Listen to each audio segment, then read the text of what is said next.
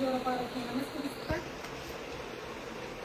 ಈಗ ನಾವು ಬಂದೊಂದು 1 ವರ್ಷ ಆಯ್ತು ಇವಾಗ ಸೇವೆ ಮಾಡ್ತೀವಿ. ನಾವು ಸ್ವಲ್ಪ ಮಾಹಿತಿ ಕಡಿಮೆ ಐತೆ ಬಜ್ಜಿ, ಅದಕ್ಕೆ ಈಗ ಬಂದು 1 ವರ್ಷ ಆಯ್ತು ರೀ. ಇದ್ರೊಳಗ ಒಂದು ಭಕ್ತಿಯಿಂದ ಸೇವೆ ಮಾಡ್ಬೇಕಂತೇಳಿ ಬಂದೀನಿ.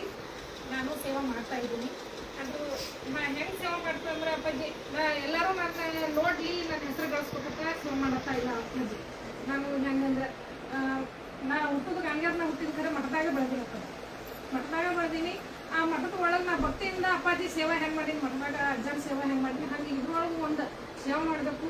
ಈ ಭಾರತಾಂಬೆಯ ಮಗಳಾಗಬೇಕು, ಈ ಭೂಮಿ ಮ್ಯಾಗ ಹುಟ್ಟಿನಂದ್ರೆ ಒಂದು ಮೋಕ್ಷ ಪಡಿಬೇಕು. ಇದ್ರೊಳಗೆ ಒಂದು ಸೇವೆ ಮಾಡಿ ನನಗೆ ಭಕ್ತಿ ಮಾಡಿ ಮುಕ್ತಿ ಪಡಿಬೇಕಂತ ಸೇವೆ ಮಾಡತ್ತೀನಿ.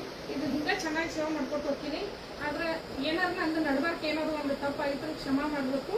ಆದರೆ ಯಾವತ್ತೂ ನಾನು ನಿಮ್ಮ ಒಳಗೆ ನಾನು ಒಬ್ಬಳಾಗಿ ಇರ್ತೀನಿ ಅಂತ ಹೇಳಿ